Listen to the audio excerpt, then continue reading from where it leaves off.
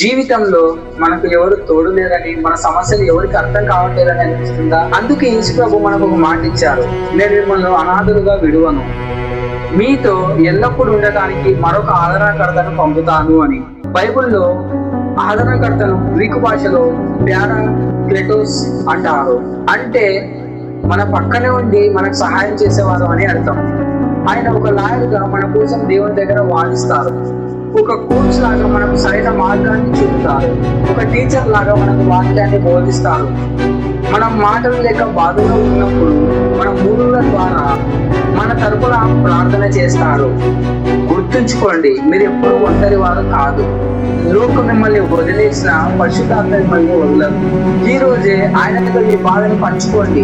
ఈ వీడియో ఎవరికైనా ఓదార్పునిస్తుందంటే వారికి పంపండి. రేపటి ఎపిసోడ్లో అత్యంత శక్తివంతమైన బాప్తిసం అంటే ఏంటో తెలుసుకుందాం.